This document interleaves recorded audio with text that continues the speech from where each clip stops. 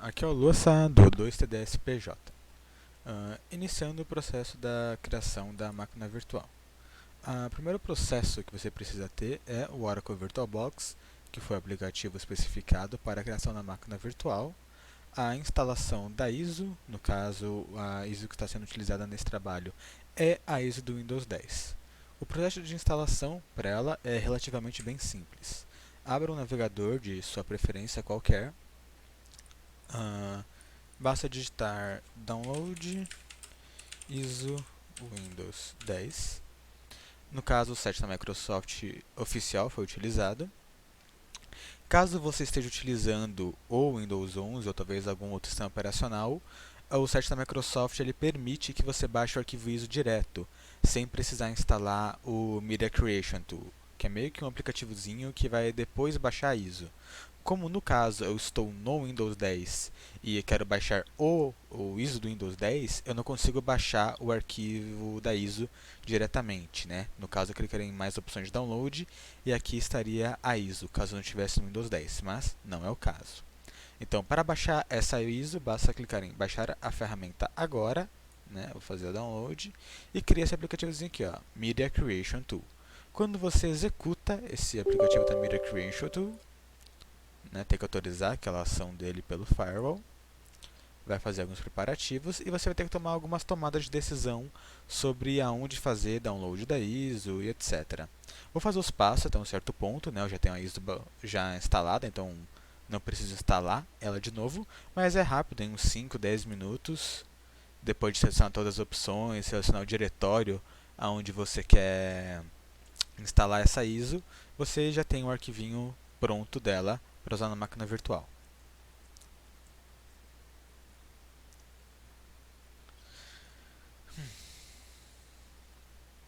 Pronto. Aqui, primeiro tomada de decisão.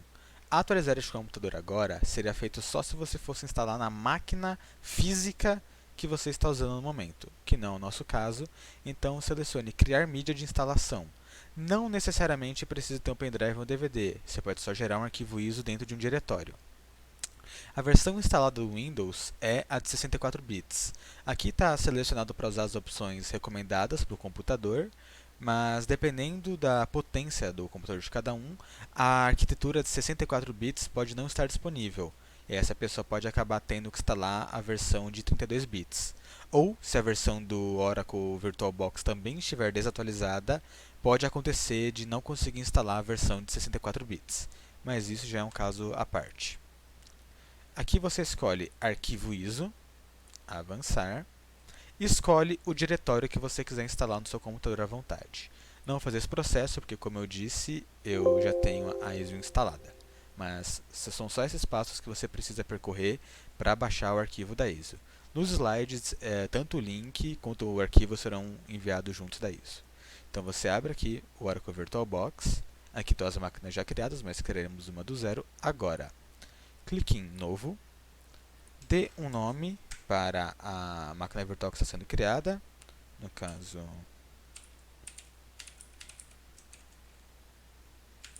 Windows 10.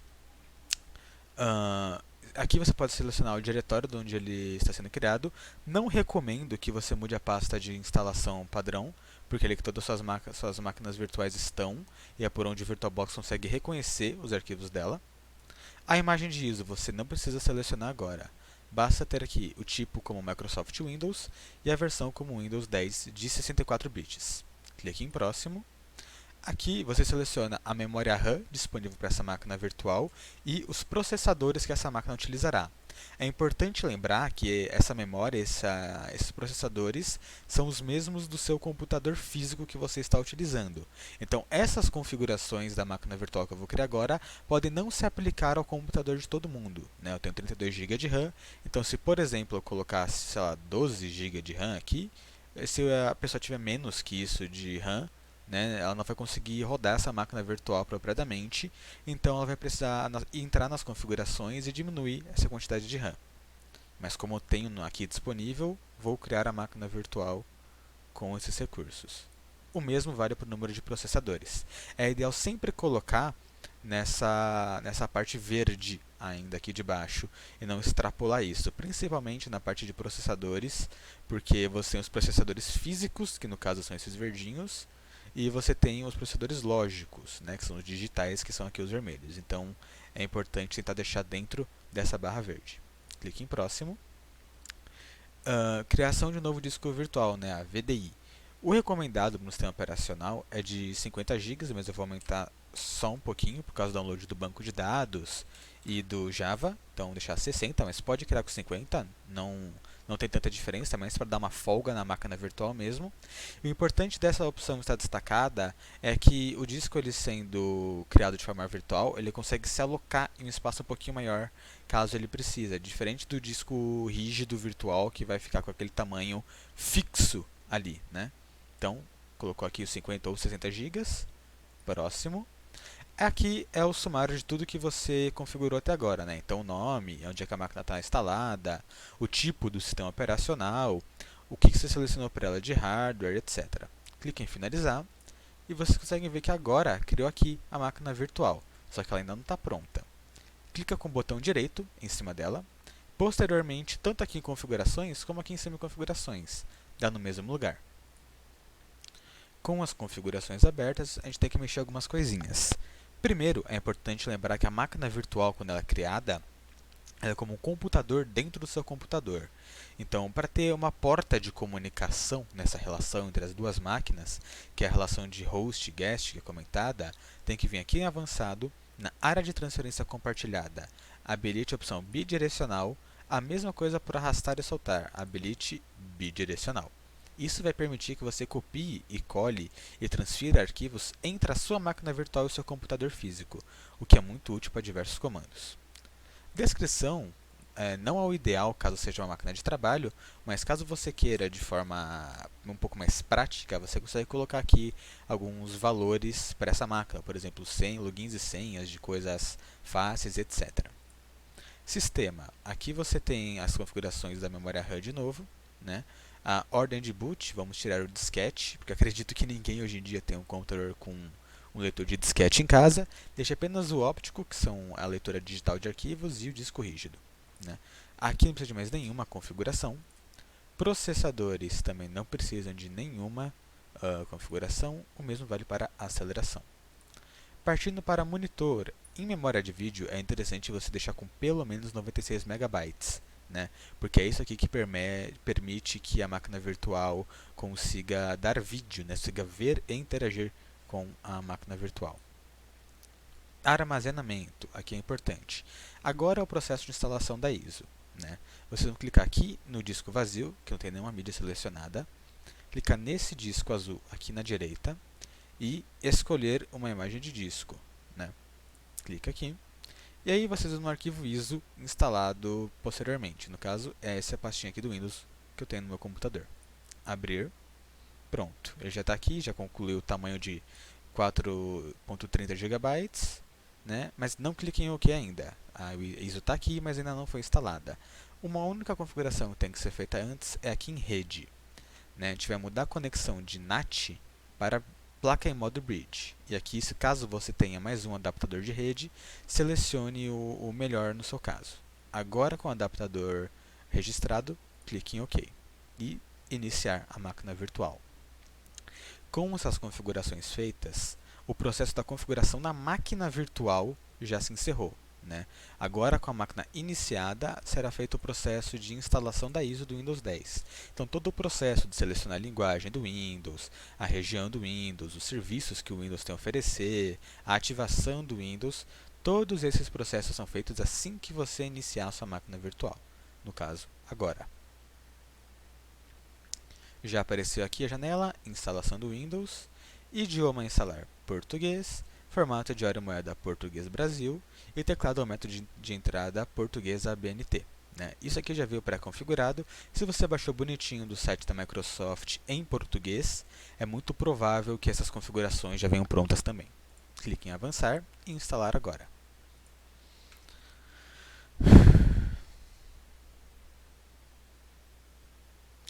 Aqui é a parte de instalação do Windows.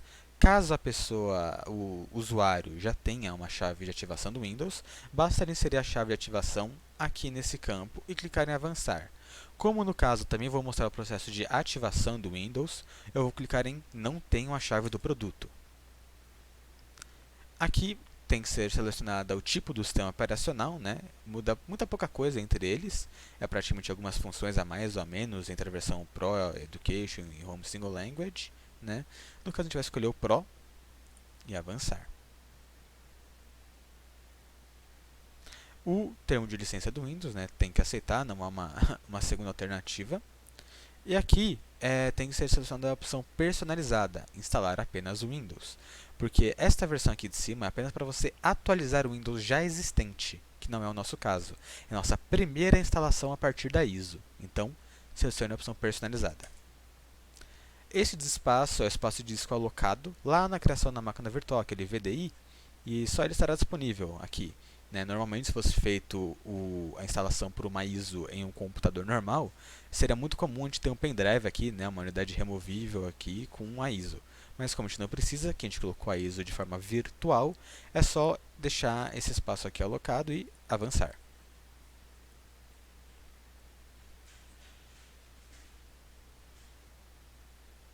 A few moments later.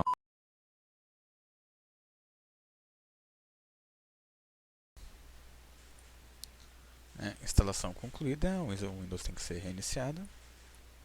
Você pode clicar ali, caso queira esperar os 10 segundos do Windows sendo reiniciado na máquina virtual. E agora, com o Windows já instalado, você tem que configurar ele. Né? Passaremos pelo processo de criação de uma nova conta até o uso normal do Windows, baixando Java, JDK, um editor de texto e rodando um Hello World. Isso pode demorar um pouco de tempo, né? Agora que o Windows já foi instalado, essas configurações demandam um tempo considerável. São mais ou menos uns 30, 29 passos que a gente tem que fazer assim que o Windows conseguir terminar de se preparar. E depois disso, teremos o sistema operacional já instalado.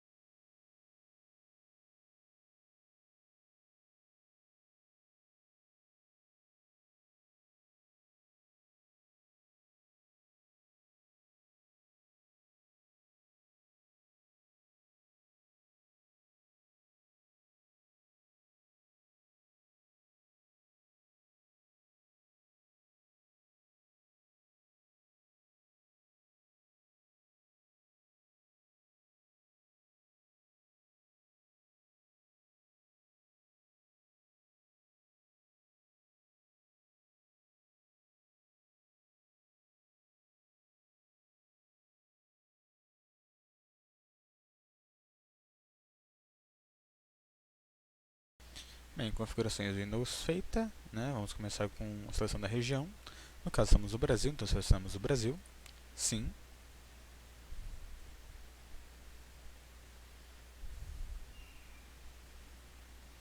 O layout do teclado, como estamos no Brasil, português ABNT.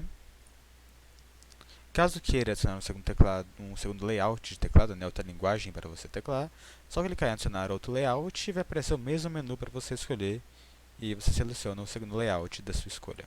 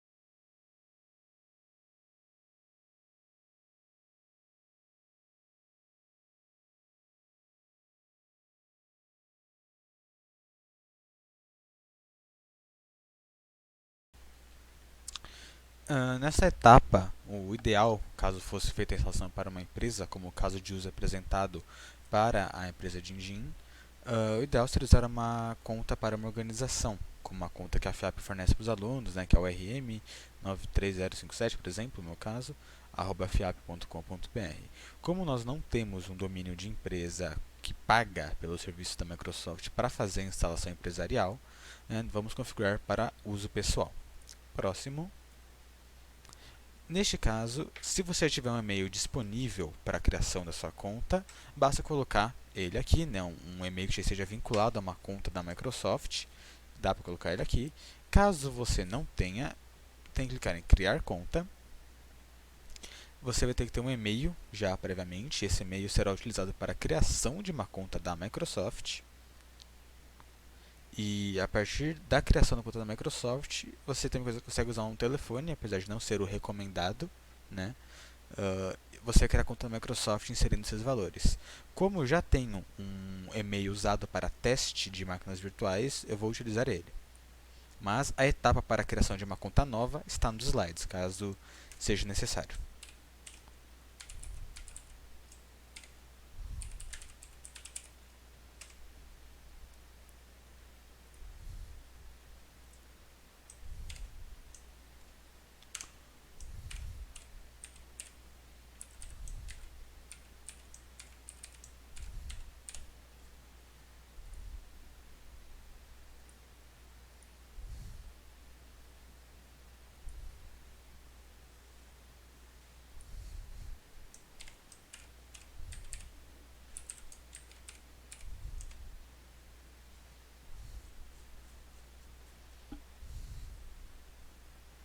Criação de um PIN para ter uma segurança maior na nossa máquina virtual. Né? Coloque o PIN de sua preferência.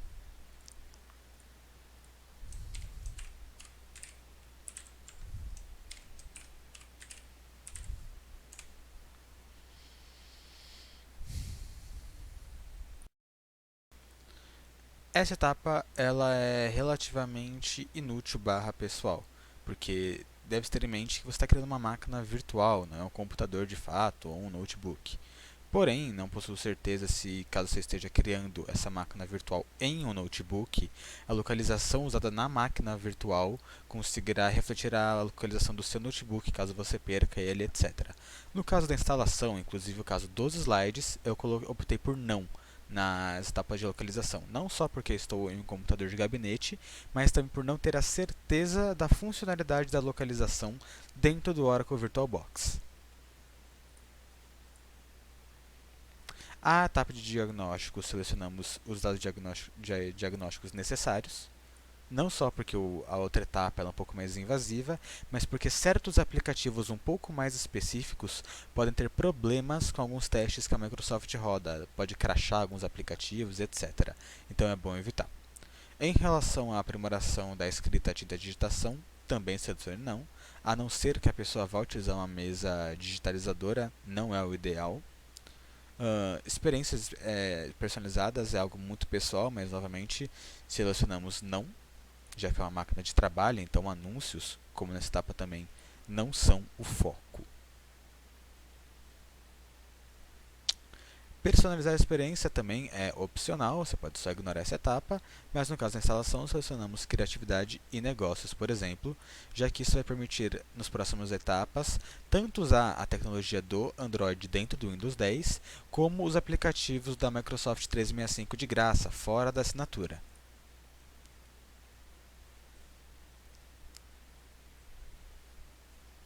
Como você pode ver, esta aqui é a versão paga do Microsoft 365. Basta recusar caso não tenha uma chave do produto. Caso tenha a chave do produto, clique em Eu tenho uma chave do produto e insira a chave. Não é o nosso caso, então recusar. Recusar a oferta de armazenamento na nuvem.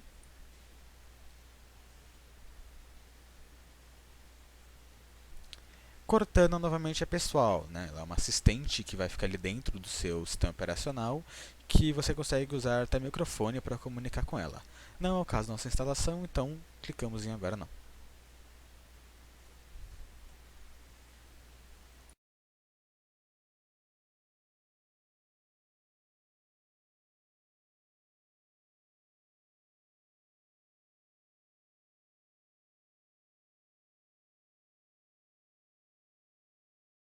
A few moments later.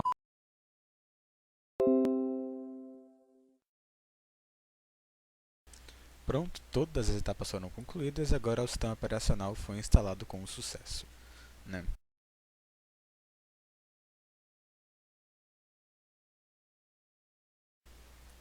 Bem, não encerre minha sessão, continuar sem os dados, não permitir, confirmar. Como primeiro processo, né, vamos baixar o Java. Então pesquise por download Java, fazer o download do Java para o Windows, clique em fazer download do Java e vai baixar esse executávelzinho aqui. Abrir arquivo, sim, autorize a instalação do setup, caso contrário a instalação não será feita, então é importante autorizar no seu firewall. Clique em instalar e o processo de instalação começa. É importante ressaltar que você até pode mudar o diretório da instalação do Java, tanto agora do SE quanto do JDK. Só que é importante lembrar que alterar a pasta de destino da instalação deles pode acabar mudando também as variáveis do seu sistema, o que pode atrapalhar na hora de usar alguns editores que buscam pela pasta normal de instalação do Java e não vão encontrar o Java instalado nessas pastas normais porque você mudou o local da instalação. Então é fortemente não recomendável que você mude o diretório. Porém, é uma decisão pessoal, você pode mudar caso queira.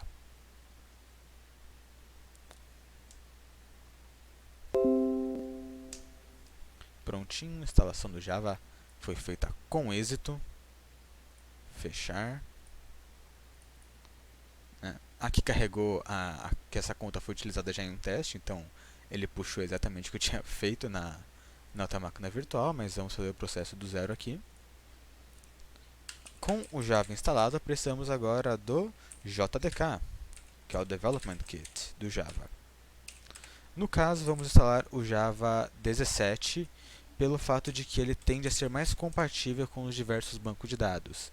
Então, se você calhar de baixar, por exemplo, Java 19, Java 18, que são versões mais atuais do JDK, certos bancos de dados podem ter uma certa recusa a esta versão. Então, a 17, que é uma versão um pouco mais antiga, também é a versão mais segura do Java. Download para Windows, no caso, Windows 64, e clica aqui no link. Vai gerar um executável sendo baixado. O banco de dados a ser instalado aqui será o MySQL, o MySQL Workbench. Porém, caso você vá utilizar outro banco como MariaDB ou mesmo o SQL Developer, que é o que é comumente usado aqui pelos alunos na faculdade, o Java 17 roda neles. O SQL Developer sei que ele recusa o JDK 18 e 19. Ele pede para você voltar para o 17 porque ele não vai funcionar corretamente, ele tende a crashar quando o JDK é de uma versão mais atual, então o ideal é baixar o Java 17.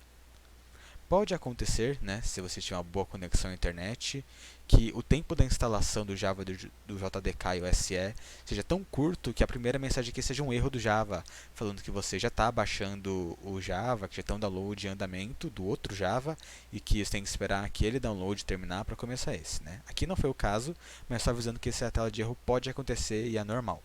Clique em Next. Novamente, não é recomendável que você mude o diretório de instalação, mas é uma opção caso você queira. Next.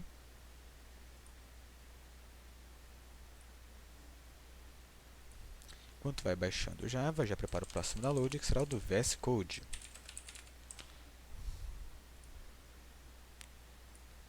Bem, é só esperar um tempinho, é muito rápido como vocês viram.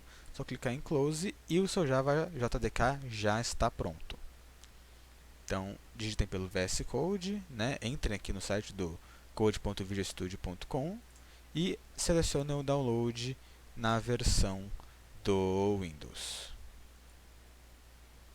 Vai baixar de novo esse executável, clique em abrir arquivo.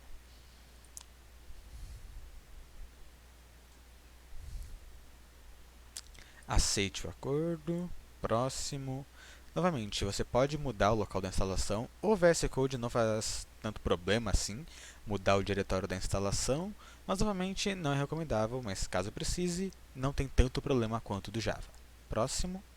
Esse era aqui o nome dos atalhos que ele vai criar, no caso Visual Studio Code, bonitinho. Criar um atalho na área de trabalho para facilitar o acesso.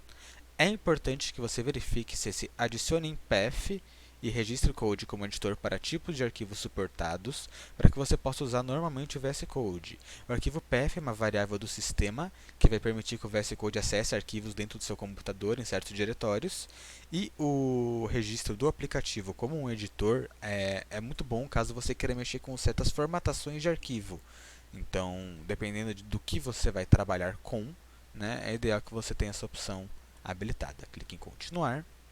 Ele vai fazer uma rápida extração dos arquivos instalados.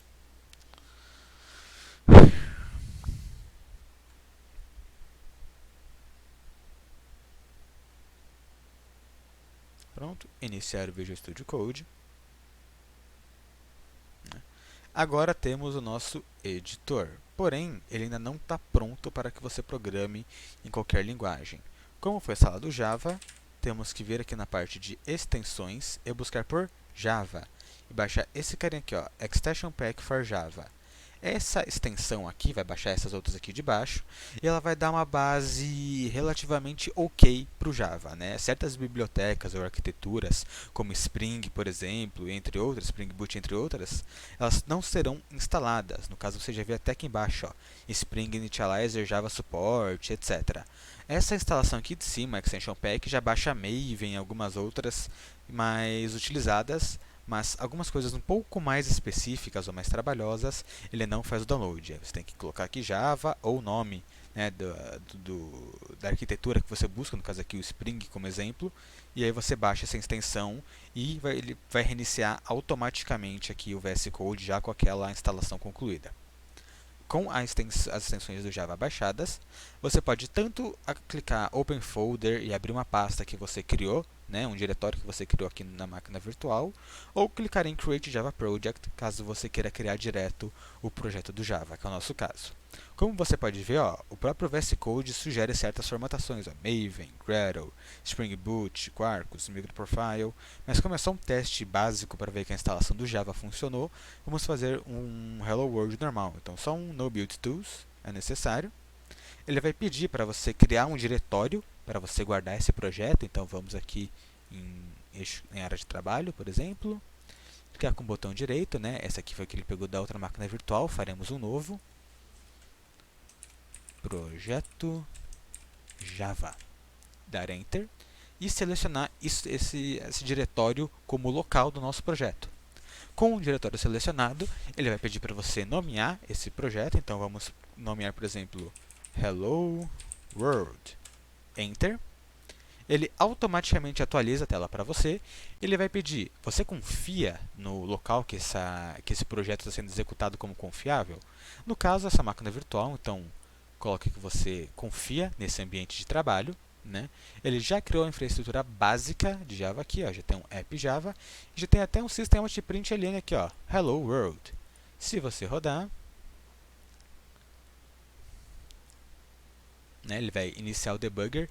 Esta etapa pode demorar um pouco, porque primeiro ele vai abrir o Java Project e depois ele vai rodar no debugger, mostrando seu código.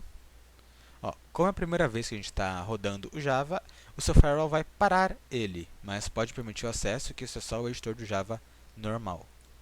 Isso acontece, é necessário, né, pela primeira vez que você roda o programa, e você vê que sai aqui, ó, Hello World. Porém, está meio feio, né, meio confuso esse comando, então vamos mudar um pouquinho para o JOptionPane. Pronto, Show Message Dialog.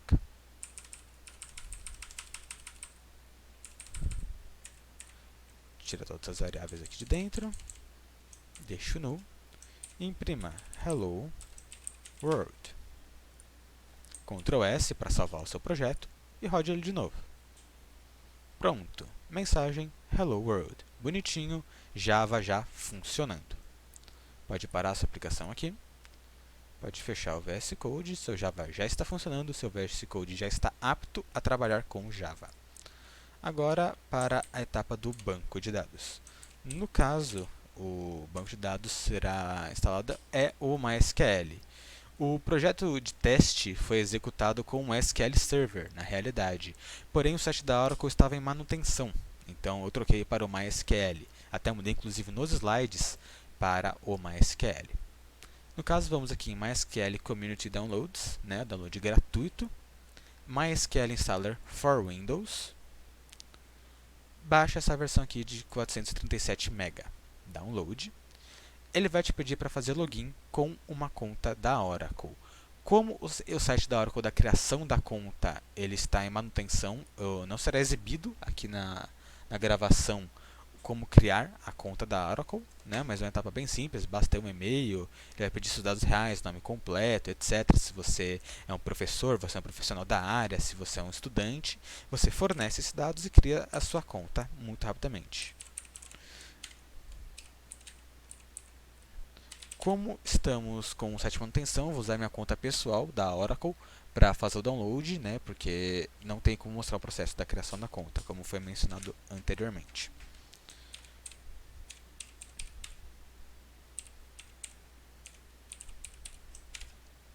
Iniciar sessão. Nunca. Clicar em Download Now. E ele vai gerar esse executávelzinho aqui. Esse download do banco ele é muito comum ser um pouco mais demorado, porque o MySQL ele baixa algumas certas extensões junto para conseguir rodar a aplicação. A própria configuração do download é um pouco demorada, mas fiquem tranquilos que isso é completamente normal.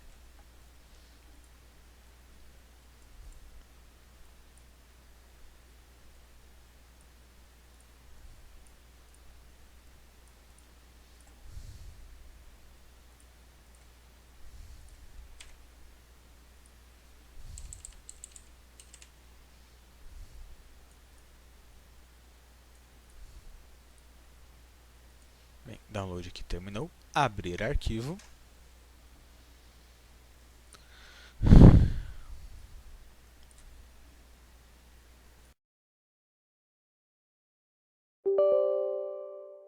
Autorize a ação do instalador.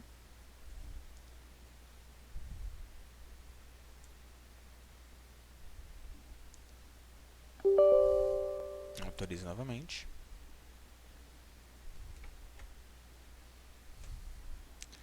E agora são umas tomadas simples de decisão. No caso, vamos usar o Developer Default como tipo de instalação. Né? Ele vai baixar tudo que a gente precisa. E como essa máquina virtual ela foi criada agora, ela não tem os arquivos necessários para o produto, né? Que é o Microsoft Visual C++ Redistribute. Então, é só clicar aqui e clicar em Execute. E ele vai baixar todos os requerimentos de cada uma dessas aplicações para a gente. Concordo com os termos de licença aqui, instalar. Instalação com êxito. Maravilhoso. Você vê que apenas algumas poucas coisas ficaram fora. Esse conector do Python, o MySQL for Visual Studio. Mas no caso, como a inserção será feita diretamente por uma criação das tabelas no banco de dados, né, nós não vamos precisar instalar isso aqui neste momento. Clique em Next. Tudo bem que alguns produtos não foram instalados. E agora será o processo da instalação destes produtos aqui, um por um. Então, clique em Execute. A few moments later. Bem, processo concluído, só clicar em Next. Next de novo, não precisa ser alterado aqui. Use Strong Encryption Authentication, sim. No caso de um uso empresarial, o ideal são senhas com mais de 16 caracteres, às vezes até mais de 30 pode ser o ideal, né, dependendo do nível de segurança que você quer ter naquela conta. Mas no caso, como é um teste, faria uma senha curta e rápida para a configuração do banco. É longe de ser o ideal, porém, como é só um teste, podemos fazer isso. Sim, garantir o acesso total. E aqui, Execute, ele vai fazer cada uma dessas configurações sozinho.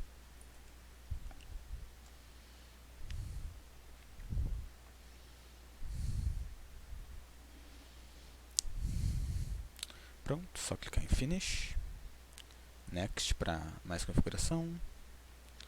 Finish de novo. Next. E aqui a senha que nós configuramos. Check. Conectou no banco.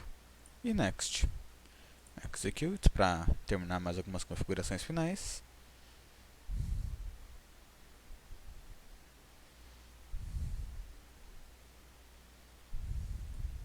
E prontinho. Clica em Finish. Next de novo. E Finish. Vai abrir um CMD normal. E pronto. O banco está aberto. Bem, vamos criar, né, uma nova instância. Clica aqui no localhost. Mesma senha configurada. Enter. Conectou no banco. O que você vai fazer é criar um novo esquema. Clica aqui em cima. Dê o nome que você quiser para esse novo esquema. Então, por exemplo, teste underline banco. Clica em Apply. Pronto. Apply. Finish. Dá para fechar aqui já. Aí aqui em cima, separar File.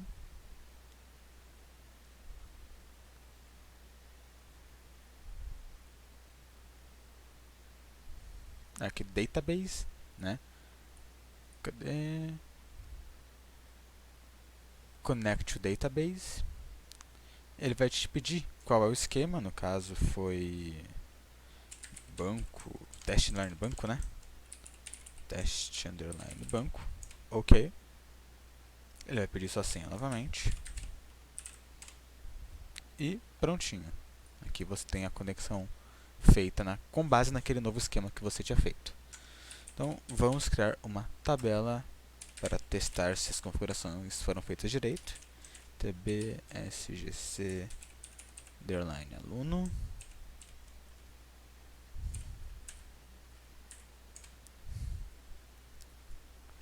Vamos colocar um id int not nu, nome varchar com limite de 50, sobrenome também varchar, também com limite de 50, o rm, que será numeric, e curso também varchar, só que agora aumentar um pouquinho para 200 o alcance do curso. Ele está zicando com numeric, pode ser number aqui mesmo. Nossa, ele está zicando com rm. rm não era... Ah, não, eu esqueci a vírgula aqui em cima. Vírgula aqui em cima. Aí muda do number para numeric. Pronto. Vamos rodar a tabela. Esse era o syntax error. First to use near rm or numeric. Eu arrumei o numeric agora. Deixa eu rodar de novo. You have error in your SQL syntax. Numeric tá certo. Mas bem, vamos mudar para int, já que ele não está muito contente com a variável. Vou rodar aqui. Check the manual that computer. Use near rm int curso varchar 200. Varchar. Ah, faltou aqui em cima, ó. Prontinho. Criou a tabela. Fazer um insert aqui na tabela. Insert into tbsgc aluno. Insert não, né? Insert tbsgc aluno. Colocar as variáveis que você criou. id, nome, sobrenome, rm curso. Coloca os valores que serão inseridos. Então, no caso, o id ali é numeric, então 1, um nome Luan, um sobrenome Sam, com um rm numérico, 93057, no caso uma rm, e o curso. ADS, vamos abreviar o curso. Ponto e vírgula no final. E para fazer outro insert, né, fazer mais alguns para chamar depois, 3, 4, 5. Basta mudar os valores repetidos não são aceitos em certas casas aqui, tipo aqui em cima, 4, 5. Aí pode mudar o curso, né? Fazer algumas mudanças, engenharia, colocar desenvolvimento de jogos, ADM, por exemplo, de variável. Colocar aqui Gabriel Henrique. Eu tirei as aspas. Mudar o RM também. Mudar o RM aqui de baixo.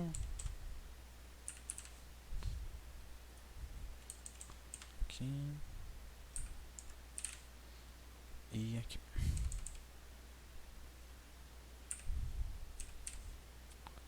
Mudar os nomes.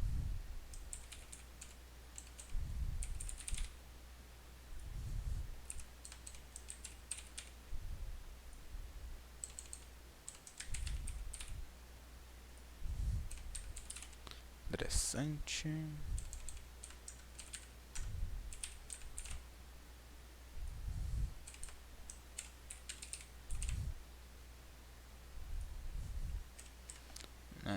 Já deixar o select aqui pronto. From tb sgc ponto e vírgula. Vamos fazer os inserts, ver se está tudo bonitinho, só não cometi erros que nem aqui na sintaxe da tabela. Rodou, todas as tabelas foram inseridas. Vamos ver o select e pronto, todos os dados foram inseridos. ID normal, nome normal, os RMs e os cursos.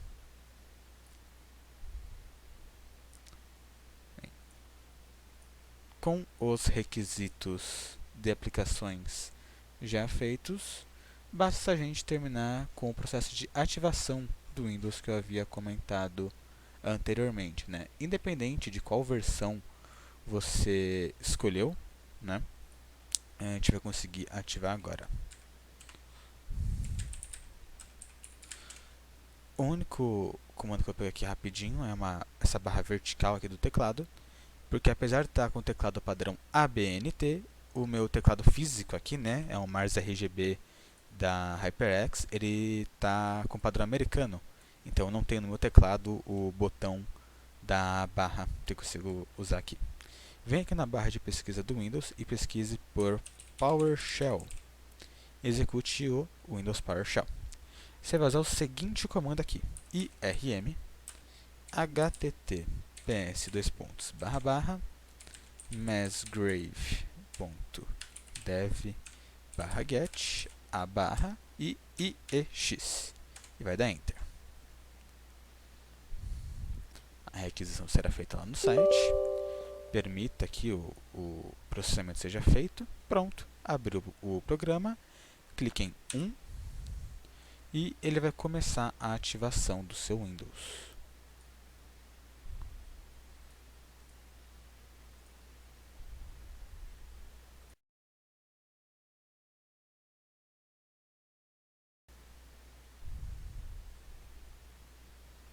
Pronto, ele já trocou aqui a chave de produto, já mudou a região, voltou para a região normal do Brasil. Ele está restaurando aqui tudo bonitinho, só apertar qualquer botão em máquina virtual e pronto. 0 para exit, né? Caso você queira confirmar que aquele Windows está realmente ativo, aperta o botão do Windows no seu teclado ou clica aqui em iniciar, clica aqui em configurações, venha em atualização e segurança, venha para ativação. E você vê aqui, ó, o Windows está ativado com uma licença digital vinculada à sua conta da Microsoft, né? Windows 10 Pro, que foi o que a gente escolheu. Pronto, com todas essas etapas prontas, né? Todos os pedidos da Jinjin foram feitos, o processo da instalação da ISO, a criação da máquina virtual, o download do Java SE, do Java JDK, o download de um editor de texto, no caso Visual Studio Code, para rodar o Java, para testar ali um Hello World, baixamos um banco de dados, criamos uma tabela, fizemos inserções nessa tabela, né, exibimos as informações que nós inserimos na tabela, passamos até por alguns problemas ali com a sintaxe do MySQL ali para conseguir criar a tabela, e com isso temos todos os pedidos da Dindim feitos. Né? Ele foi um trabalho que não foi difícil de ser feito, ele foi uma experiência diferente da nossa primeira experiência com virtualização em sala de aula, porque a primeira experiência foi ali com o Linux Red Hat, então para mim, no meu caso, foi um sistema novo a se mexer, eu nunca tinha usado um Linux, e de certa forma ele não foi difícil, mas sim foi o novo, o fato de ter que dar comandos para baixar as coisas, criar, trocar, né, o wallpaper ali do sistema operacional, conseguir criar os ícones, etc. É um pouco diferente do Windows, que muitas coisas são automáticas, né? A gente já começou com o Windows com um operador aqui, já com ícone na área de trabalho, ele tem ali um background já setado. Quando você faz o download da maioria dos aplicativos, os que são executáveis, ele já tem a opção ali no download, que nem o Visual Studio Code, de criar na sua área de trabalho o atalho, ou mesmo aqui na aba onde tem os outros aplicativos, você vê que o MySQL está aqui já bonitinho, entre outros programas que já vêm com o Windows. Então isso é bem diferente da nossa primeira experiência com a virtualização, mas de certa forma é um pouco mais fácil para quem já era usuário de Windows, como o meu caso, né, que eu já estou usando o Windows há um bom tempo. Eu acho que o principal diferencial do trabalho dessa vez foi a troca do banco de dados. Né? Eu estou acostumado com o MariaDB e o SQL Server, e dessa vez eu baixei o MySQL. Né? Tive até alguns problemas ali na hora de escrever a sintaxe bonitinho, foram erros mesmo, mas a primeira vez que eu tentei usar o Generated Always as Identity para o ID, que é o que a gente usa no SQL Server quando a gente quer que ele já vá somando 1, por exemplo, no ID, em vez de ter que ficar colocando ali na inserção na tabela. Mas fora isso, foi um trabalho desafiador, explicar tudo, tirar print das coisas, montar um PowerPoint detalhado para que qualquer um com o PowerPoint já consiga fazer todo esse processo da instalação, com todos os links, com todas as ferramentas necessárias. E é isso.